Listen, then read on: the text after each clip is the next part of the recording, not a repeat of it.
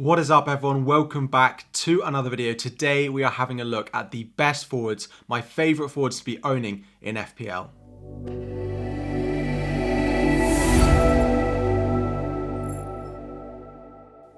What is up, everyone? FPL Harry here, and today we are having a look at my favourite forwards as we've done so far this week with defenders, midfielders. We're going to be going through the most expensive, the cheapest, the mid-price, all the midfielders I think you should be considering and are on my watch list for game week 1. Before we dive into the video, please make sure you've liked and subscribe if you are new around here. Daily uploads are starting on Monday. Diving in, this video is sponsored, of course, by Fantasy Football Scout, the one-stop shop you need for everything fantasy football, whether you like articles, podcasts, videos, whether you like data, XG, whether you like eye test reports, match reports, if you need preseason data, they have got the lot. Check the link in the description if you do want 30% off during preseason, but all the data you see here is taken from their great website. So, number one, I'm not going to spend too long talking about Erling Haaland. He's 14 million and he is 86% owned. That does mean that there are 14% of you who either have done an auto-select team or actually think that going without Erling Haaland for game week 1 is not a good idea. There's one stat on here that I want to read you, which is why it is a good idea to go with Erling Haaland, and that it is 0.93 expected goals per 90 minutes. He's basically expected to score every single game. Now, we know that he got 36 goals last season, but a lot of people outperform their expected goals. He scored over 8.5 points per 90 minutes per time that he's on the pitch, which again is crazy high. 272 points. We know what Haaland did last season. Just look at the fixtures though. You could pretty much captain him in every single one of the first 6 games, and maybe apart from game week 2, which is where Liverpool have Bournemouth at home. So if you're starting with a Trent in your team, with a Mo Salah in your team, you might be tempted, but to be honest, it's a home fixture and Haaland is crazy good at home. So I still think I'll be captaining him that week. The 14% of you that don't own Haaland, please buy him. Let's not spend too long on him. Next up actually is a bit of a differential, and it is Harry Kane, who was only just a few points, less than 10 points behind Erling Haaland in the overall point scoring for FPL last season with 263 points. However, he played a lot more minutes, so he played pretty much every single game for Tottenham. So his points per 90 is a little bit lower, just under 7 compared to Haaland's 8.8. 30 goals, so basically he had the same season, played more minutes and just scored 6 goals less than him. But it was Harry Kane's most impressive Premier League and FPL season to date. And it is a little bit of a surprise that he's coming under-owned at 13.8%. However, it's down to what you can do with the rest of the money, especially given that we're not going to captain him. And it's the same debate that we had in the video earlier this week about Mo Salah. If you're not going to captain Salah, if you're not going to captain Kane, it is a little bit more difficult to go and, pick him in your team, because you could have Harry Kane in there and then an Mbeumo in your team, or you could go and pick Bukayo Saka and Marcus Rashford for the same price, which is why a lot of people are opting to go with only one premium in Haaland, set and forget on the captaincy and move elsewhere. So I agree. I don't think that Harry Kane is the one to go with. There is also rumours that he might be off to either PSG or Bayern Munich, which hasn't been agreed yet, but if he goes, then we might be looking at Richarlison at 7 million as a good option, as he's a midfielder as well. I wouldn't have Harry Kane even if he stays at Spurs, particularly because the opening fixtures are not that great. There are a lot of good other options in this forward area. We're not going to captain him. I just think it's a no-go given his slight price increase this season. So we've covered Haaland, who you have to own. We've covered Kane, who you probably don't want to own. But every other striker in this list, there is a reasoning to why you'd want to own them in FPL this season. Again, all the data taken from this is from Fantasy Football Scout. Check out the link for 30% off in the description. But for me, the most nailed forward in my team at the moment is Gabriel Jesus of Arsenal. He's 8 million and in 1 in 3 teams. But his underlying data from last season is really good. XG of 0.61 per 90. Lower expected assists, but overall getting over 5 points per start. 11 goals, 7 assists. Of course, he did have a bit of time on the touchline. He actually underperformed his expected data, only getting 125 points last season. And I put this on Twitter, and basically everyone's reply was, but he can't finish. And that is the little caveat that you do have with Gabriel Jesus. If he could finish every chance that he got, every sort of expected goal that he got, he'd be an incredible asset, and no one would debate whether they want to go with him over the likes of Bukayo Saka, over the likes of Odegaard, over the likes of Martinelli, Trossard in their midfield as well. I do still think it's worth it because he takes up a forward spot over a midfield spot. I look at building my team and there are just so many good midfielders that I want in my team at the moment that there isn't such congestion up front. Plus the fixtures are really nice. Forest, Fulham at home in their first 3, plus Crystal Palace and Everton in their first 5 as well. The only couple of maybe difficult fixtures are Manchester United and Spurs, but they both fall at home as well. Now, when we get closer to European football and Champions League, maybe Jesus can't play every single game, but for the first 6, that's not going to be a problem. He's my second forward alongside Erling Haaland. Now, the second 8 million forward is quite an interesting one, and one that's causing quite a lot of debate in the FPL community at the moment. Let me know if you own Ollie Watkins. He's almost 15% owned. He's very consistent and he's done quite well in pre-season, and we know how he finished the end of last season.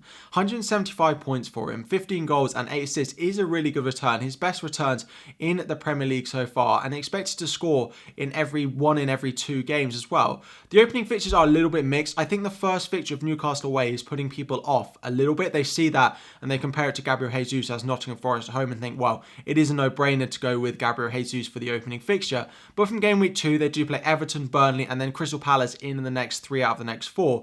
So it is worth a consideration, particularly because we know he's nailed. He knows that he's going to play 90 minutes in every single match for Aston Villa. He has had that price increase, which is why maybe people are not destined to go with him. If he was down at 7.5 million, I think he'd be a really, really nice option. But given that he's 0.5 more than some of the other forwards that we're going to talk about, and then the same price as Gabriel Jesus, I think that's why his ownership is a little bit lower. I don't think he's a bad pick, and I think he's actually a really, really nice differential because of how his form is in pre-season. Some of the new signings Aston Villa have made. He's not in my draft, but if you like him, absolutely go for him. Next up, we have 2 forwards, both from Liverpool, Cody Gakpo and Darwin Núñez. Start off with the fixtures. Again, they play Chelsea away in the first one, but it is that Bournemouth at home fixture in game week 2 where Manchester City do play Newcastle. If you're not going with Mo Salah because you don't want to captain him, maybe you want to look elsewhere in the Liverpool attack. Newcastle away, Villa, and then Wolves and West Ham. The opening run of fixtures is sort of nice enough that they're not great every single week, but you'd be pretty happy owning one of them in your team. We did talk a little bit about some of the mids when we looked at Salah in the midfielders video, but it is a forward spot that I do quite like. Cody Gakpo was the one who finished last season well. He was in the first choice lineup and Darwin Núñez couldn't really get a look in. I don't actually expect Darwin Núñez to play centrally. I think these two could play together with Núñez being on the left wing and Gakpo playing centrally. Now, if you look at some of the underlying data, Gakpo did better because he got a lot more minutes towards the end of the season, but actually Darwin Núñez's chances that he got was much better. And we know that with Darwin, right? 0.63 expected goals per 90 compared to 0.43 for Gakpo. It's just the minutes concern and whether Darwin will actually be able to finish these chances. Basically, where I sit with Liverpool is if I get to the start of the season in game week 1 and I know that either Darwin, Gakpo, Jota or Luis Diaz is actually going to play maybe 5 out of the 6 games, I'm pretty certain I'm going to own them in my fantasy team. At the moment, I don't know exactly who it's going to be. Looking at the underlying data, Darwin is probably the best one because of his expected goals, but he doesn't necessarily finish every single chance he gets. So if it's Gakpo, I'm not worried about him being at the same price as well. I'm just looking at preseason minutes to know which of them it is, but their prices are so good if we know which one is going to start. Another little player comparison are the 2 Chelsea forwards in Nkunku, Jackson. Neither of them played in the Premier League last season, so both of the sets of data are taken from their leagues that they played in previously. Nkunku got 16 goals, 4 assists. Jackson got 12 goals, 4 assists. Now, the underlying data for Nkunku is a little bit better. He overachieved in sort of expected goals compared to Jackson. The opening fixtures, I think, are really nice. Liverpool at home on the first day is maybe not the best, but it is at home and it is the opening day of the season, so anything can happen in that fixture. And then from game week 2 onwards, it is really nice. So I think previously people were thinking about booking in a Chelsea transfer and potentially game week 3.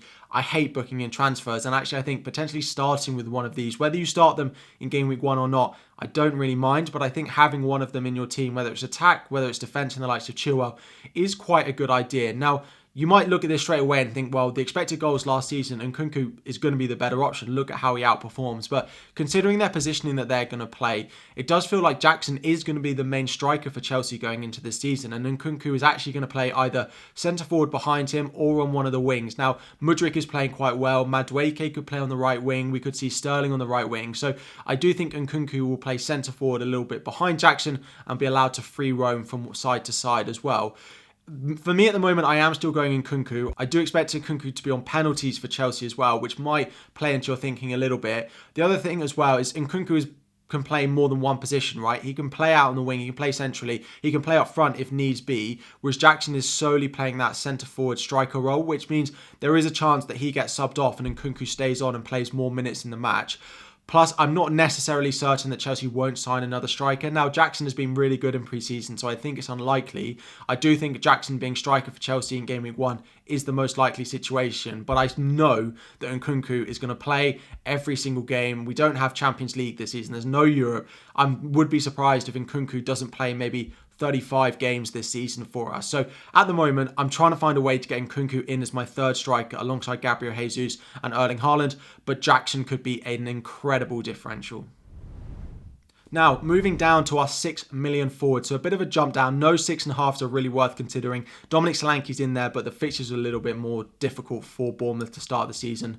6 million and only 3.9% owned. If you compare that to the 30 plus ownership that Bryan Mbeumo has, despite being, 0.5 million more expensive, Tony was out for 5 games last season and Wissa played up front in all of those and got 4 goals and 1 assist. Again, without Tony in the team, although Vissa's points last season weren't that high, only 111, his points per 90 were quite good. He made a lot of appearances off the bench, which does improve your points per 90. 7 goals, 4 assists. Underlying data's not that great, but he is the focal role when there isn't going to be Ivan Toney in that starting Brentford lineup, so it is worth considering.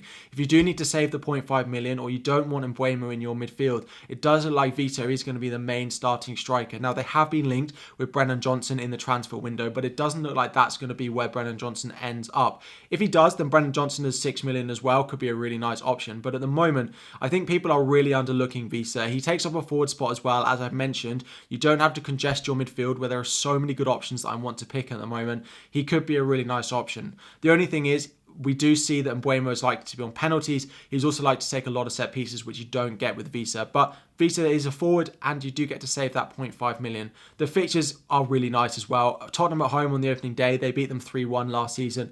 Newcastle away in game week 5 is maybe the only one I look there and think, that's not the best. The rest of them, you'd be pretty happy to have a Brentford option in your team, which is why the likes of Henry in defence and Mbeumo midfield, and hopefully Wissa up front, can be quite good assets for us. Next up, we go to Brighton and we have a 3-player comparison here. We have 2 6 million forwards in Evan Ferguson and Danny Welbeck, and then we have J.Pedro as well. Worth mentioning that Evan Ferguson, I don't think, has played a single minute in pre-season for Brighton so far. I do think throughout the season he'll get the most minutes of all the forwards, and I do think he is their best striker and their number 1 forward. But at the moment, he hasn't featured in pre-season yet, so keep an eye on that if you are deciding to go with him. That means that Danny Welbeck is then likely to start the first couple of games in the season if Ferguson is not ready for game week 1, which is just 2 weeks away, 14 days from the start of the season. I cannot wait. But if Danny Welbeck's going to start the season, he could be a good differential as well. His ownership is very, very low. Underlying numbers, Ferguson was a little bit better last season, but there's not actually that much to choose between Welbeck and Ferguson when they are both on the pitch. The one that a lot of people are looking at now is J.Pedro. He started pre-season really well. Looks like he's worth the price tag of 30 million that they have gone and played with him. Now, his underlying numbers from last season are a little bit low, but he was, of course, playing at Watford in the Championship, so we don't quite know exactly where he's going to line up and how he's going to do in that Brighton team. We do think he's going to play behind the striker and compete with Enciso in that cam role, and it's going to be Ferguson or Welbeck that plays up front with 2 other players like Mitoma and Solly March on the wings. Now, I quite like J.Pedro, 5.5 million. I just not certain he's going to be thrown in for game week 1. I still think Enciso is probably going to be the game week 1 cam for Brighton, and then J.Pedro will be embedded in as time goes on, potentially when Europe comes around. But I do think towards the end of the season, he'll be a player that pretty much all of us will be considering owning. I'm just not certain it's going to happen for game week 1. Again, the Brighton forwards needs to be looked at in pre-season. If I know that J.Pedro is going to start the season, even at cam, not up front, I'm pretty certain I'm going to own him at 5.5 million. That is crazy underpriced for how good he's looked in pre-season. Ferguson, we haven't seen so far, so a bit of a concern with him. J.Pedro is the one I've really got my eye on. Now, just a couple of other cheap options. If you are looking for a 5.5 or a 5 million option, there are 2 teams that you could look at. First one is Crystal Palace. We don't know which of these is going to line up, and it's the same for the second team that we're going to look at. So keep an eye on pre-season if you need a cheap forward about whether it's going to be Edouard or Mateta that does leave the line for Crystal Palace. Again, 0.5 difference between them. The opening run of fixtures is not bad as well, actually. They've got 3 green fixtures in there and a few difficult away fixtures at Brentford and Aston Villa, and then Arsenal in there in game week 2. But we know if one of of these nails down that spot, they could be a decent enough option, especially given their price. And the second one is Fulham. Now, we thought Vinicius, when Mitrovic went, that Vinicius was scoring goals in pre-season at 5 million. He would be nailed down and would be a great sort of last bench option if you don't want to go for 4.5 million forward. But they then did sign Raul Jimenez for 5 million and he costs 5 million in FPL. Again, the opening run of fixtures is not that great. Everton away on the opening day. Then after that, it is a little bit more difficult. We don't know who it's going to be, who's going to be first choice. I actually think it'll be Vinicius and Jimenez might be used as an impact forward, but I don't know that for certain. We need to keep an eye on pre-season. But again, if you're looking for a 5.5 million forward or a 5 million forward as well, Crystal Palace and Fulham look like the two clubs we could have one at. And finally, the 4.5 million forwards. And there are two that I'm keeping my eye on. Again, if you want to know all the minutes that all these players are playing in preseason, do check out Fantasy Football Scout. They keep a track of that. They keep a log. It's very easy to see how players are performing in preseason, which is a real use to me. Balogun at Arsenal. Now, I don't think he's going to stay at Arsenal. And if he does stay at Arsenal, he's not a good option. But there's a lot of rumours about a potential move to another Premier League club.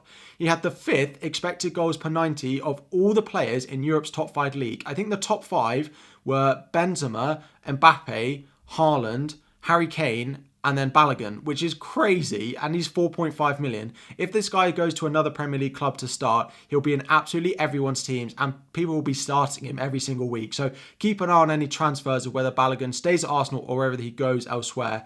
The other one is Mubama at West Ham. He's the one who's likely to stay at West Ham, and he's the one currently in my FPL draft.